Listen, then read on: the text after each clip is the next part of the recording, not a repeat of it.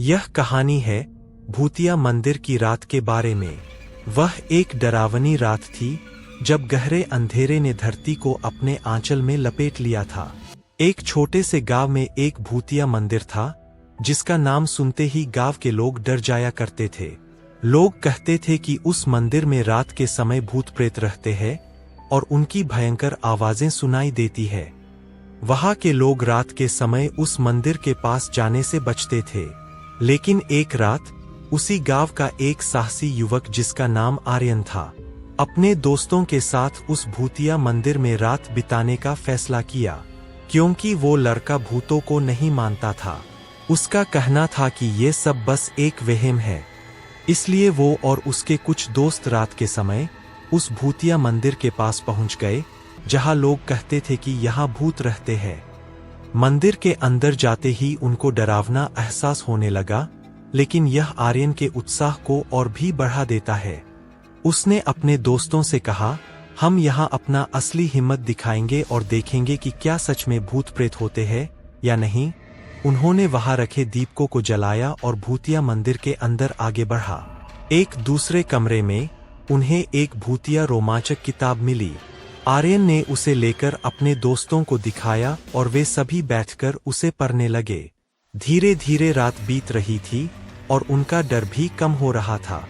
लेकिन तभी एक अजीब आवाज सुनाई दी। कुछ ही क्षणों बाद उन्हें किसी की दरवाजे की ओर दौड़ने की आवाज सुनाई दी। वे लोग डर रहे थे, लेकिन वे अपने आप को साहसी बनाने की कोशिश कर रहे थे। तभी एक डरावना भूत उनके सामने आया। उसकी आंखें लाल थीं और उसके चेहरे पर भयंकर मुस्कान थी। तुम्हारा स्वागत है, आर्यन, उसने डरावनी आवाज में कहा। आर्यन और उसके दोस्तों का दिल धड़कने लगा और वे लोग डर से भयभीत होकर पीछे हटने की कोशिश करने लगे। लेकिन तभी उस भूत ने उनसे कहा, अरे डरो नहीं, मुझे माफ करना आर्यन, मुझे तुम्हें डराने का इरादा नहीं था। मुझे बहुत दिनों से मनुष्यों से मिलना था और मैं यह चाहता था कि कोई इस मंदिर में आए।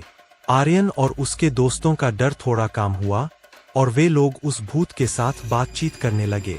वह एक पुरानी कहानी सुनाने लगा जिसमें उसने बताया कि कैसे कुछ लोगों ने उसे इस मंदिर के अंदर ही मार डाला था। तब से उसकी आत्मा उस मंदिर के अंदर ही भटकती रहती है। कोई इस रहस्य को जानता भी नहीं था, इसलिए उसे आज तक मुक्ति नहीं मिल पाई है। वे रात भर उस भूत के साथ बातें करते रहे और समय के साथ उनका डर भी खत्म हो गया। वे समझ गए कि सब भूत प्रेत बस लोगों को परेशान ही नहीं करते, बल्कि कुछ अपनी मुक्ति के लिए लोगों से मदद भी मांगते हैं।